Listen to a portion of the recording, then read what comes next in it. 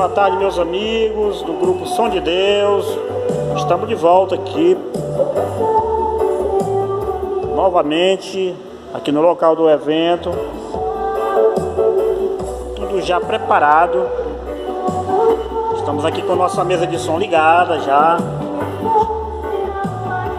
Acabamos de passar aqui o microfone, tá tudo ok. Bateria já tá no ponto, tá ali o nosso amigo jovem Vitor Batera. Estará hoje tomando conta aqui desta bateria, fazendo a obra de Deus, né, Vitor? Então, tudo preparado aqui.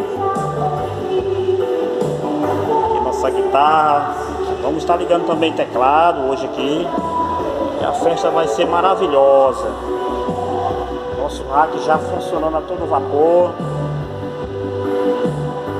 E aí, pessoal, como ficou aqui a nossa coluna baixa, né? Do nosso sistema.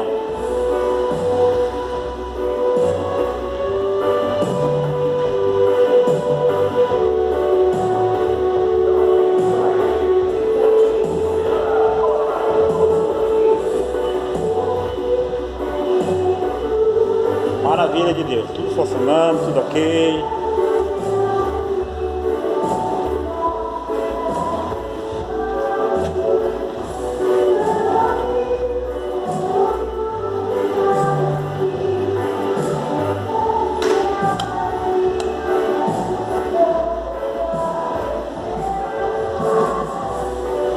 Pessoal, nosso retorno também já estão aqui posicionados, né? Pazinho de retorno aqui pro púlpito da igreja. Tudo posicionado assim já. Olha aí, pessoal, olha o espaço aí, ó. É nosso batera, irmão Vitor. Olha aí, pessoal. O pessoal vai deixando o seu like aí. Mais um evento sendo realizado aqui com a sonorização da equipe Som de Deus, fazendo aqui mais um trabalho da obra do Senhor. Tudo preparado, tudo pronto. Daqui a pouquinho, logo mais às 19h30, estará funcionando aqui um grande culto em louvor e adoração ao nome do Senhor. Olha só essa coluna, pessoal.